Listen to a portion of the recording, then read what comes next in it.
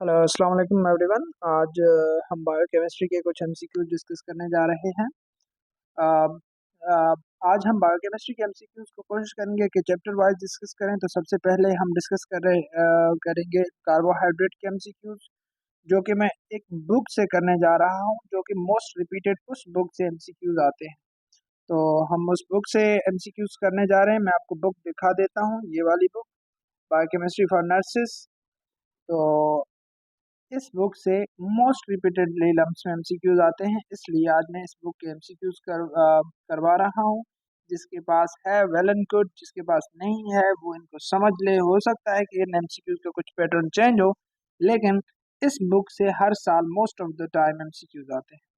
तो स्टार्ट करते हैं। हमारे पास जो पहला एमसीक्यूज है वो है कार्बोहाइड्रेट आर कंपोज्ड ऑफ। आप सबको पता है कि बायोलॉजिकल मॉलिक्यूल्स कितने होते हैं। जो चार किस्म के हैं, कार्बोहाइड्रेट है, प्रोटीन है, लिपिड है और न्यूक्लिक एसिड है, जो कि चारों आपके पास चैप्टर्स हैं। तो कार्बोहाइड्रेट किस चीज़ से बने होंगे? ऑप्शन कार्बन, हाइड्रोजन, नाइट्रोजन और ऑक्सीजन, कार्बन, हाइड्रोजन और ऑक्सीजन। तो इसमें जो करेक्ट आंसर है वो पहले से हुआ हुआ है, जो कि है बी, कार्बन, हाइड्रोजन और ऑक्सीजन। और ये इसमें ज़रूरी नहीं है, जो मुझे जहाँ से बुक मिला है तो वहाँ से हुए हुए थे, लेकिन ज़रूरी नहीं है कि सब के सब जो टिक हुए हुए हैं वो सब सही हो। नंबर सेकंड है हमारे पास, which of the following is a monosaccharide. नीचे दिए गए ऑप्शंस में से कौन सा है जो कि एक मोनोसेक्राइड्स है? नंबर वन पे ग्लूकोज, नंबर टू बी पे है लैक्टोज, सक्रोज या माल्टोज। तो आप सबको पता है इसमें ऑप्शन गलत हुआ है और इसका करेक्ट ऑप्शन है ग्लूकोज। हमारे पास ग्लूकोज, गैलेक्टोज और फरक्टोज, ये तीनों क्या है? मोनोसेक्राइड्स हैं। बाकी सक्रोज जो इसने टिक किया है वो एक पॉलीसेक्राइड है, मोनोसेक्राइड नहीं है। तो आप सबको माइंड में रखना है कि मोनोसेक्राइड ग्लूकोज है। उसके बाद है मोनोमर ऑफ सेलुलोज। देखिए, सेलुलोज एक बहुत बड़ा कंपाउंड है, एक पॉलीमर है। अब ये पूछा जा रहा है कि इसका मोनोमर क्या हो। जैसे कि प्रोटीन एक बहुत बड़ा मॉलिक्यूल है, उसका जो मोनोमर है वो अमाइनो एसिड्स हैं। उसके जो सब यूनिट हैं या बिल्डिंग ब्लॉक हैं ये अमाइनो एसिड। ये सवाल आ सकता है, which of the following is a building block of protein? तो आप कहेंगे अमाइनो एसिड। इसी तरीके से जो सेलुलोज है उसका मोनोमर या बिल्डिंग ब्लॉक क्या है? Glucose, not fructose. तो ये ब्लैक मैन से जो मैं कर रहा हूँ, these are the correct. Okay, इसके बाद हम नेक्स्ट करते हैं।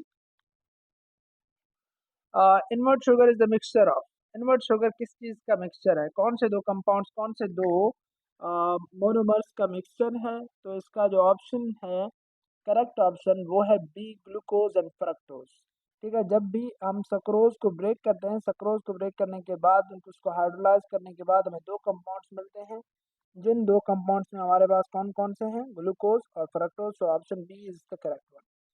उसके बाद है हमारे पास carbohydrate can be defined as. Carbohydrate को हम कैसे डिफाइन कर सकते हैं? ये पॉलीहाइड्रोक्सिल अल्कोहल्स हैं, ये हाइड्रेट्स ऑफ कार्बन हैं, ये अल्डिहाइड और कीटोन बॉडीज हैं, या ऑल ऑफ इट। बिल्कुल ये जो तीनों हैं, तीनों के तीनों ठीक हैं। तो इसलिए जो हमारे पास करेक्ट ऑप्शन है वो है ऑल ऑफ दीज। ठीक है, तो पॉलीहाइड्रोक्सिल अल्कोहल्स भी है ये, क्योंकि उनमें OH ग्रुप भी लगा होता है।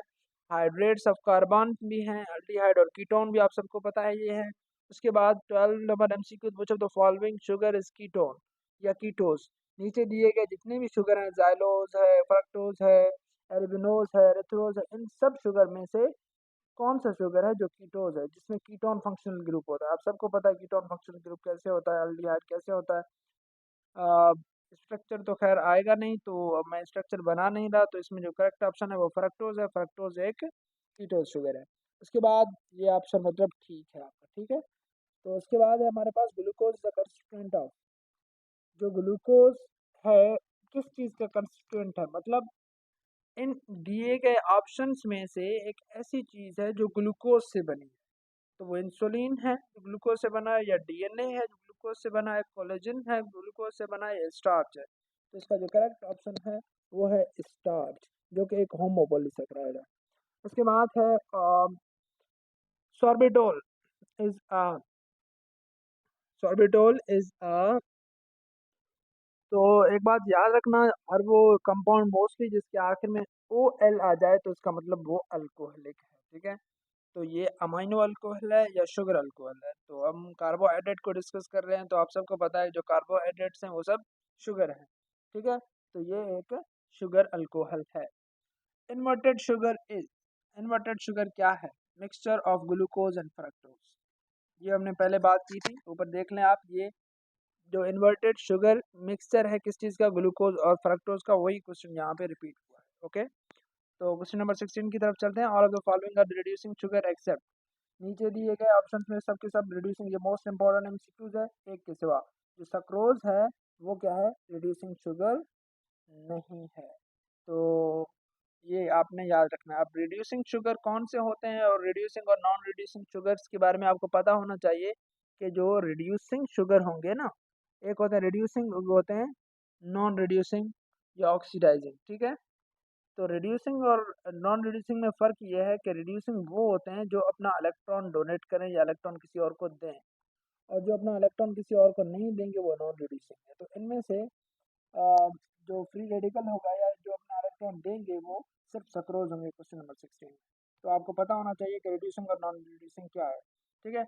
ये पॉलीसैकेराइड्स में हमारे पास सिर्फ सक्रोज ही है जो कि एक रिड्यूसिंग शुगर है। उसके बाद है हमारे पास all of the following are mucopolysaccharides except. नीचे दिए गए ऑप्शन में से सब के सब म्यूकोपॉलीसैकेराइड्स हैं, एक के सिवाय। तो इसका ऑप्शन है हमारे पास करेक्ट वन, दैट इज अमाइलोडेक्स्ट्रिन। अमाइलोडेक्स्ट्रिन एक ऐसा म्यूकोपॉलीसैकेराइड है, एक पॉलीसैकेराइड है, मतलब ये एक पॉलीसैकेराइड नहीं है, बाकी जितने भी हैं सब म्यूकोपॉलीसैकेराइड है जाए।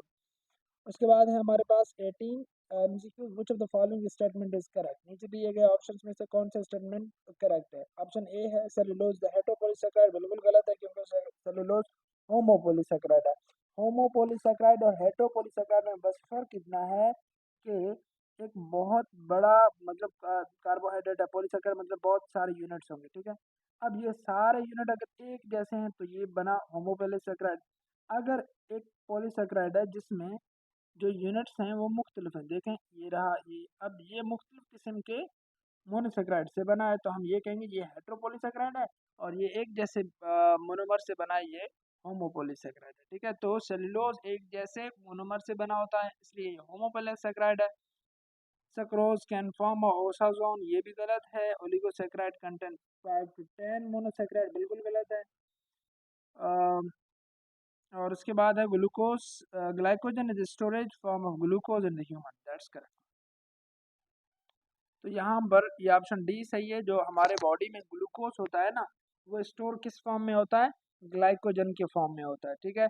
फिर वही ग्लाइकोजन टूटता है और उसी से हमें ग्लूकोज मिलता है। फास्टिंग के दौरान जब हम रोजे वगैरह रखते हैं उस दौरान जो ग्लूकोज स्टोर होता है वो ग्लाइकोजन जो स्टोर होता है वो ग्लूकोज में टूटता है।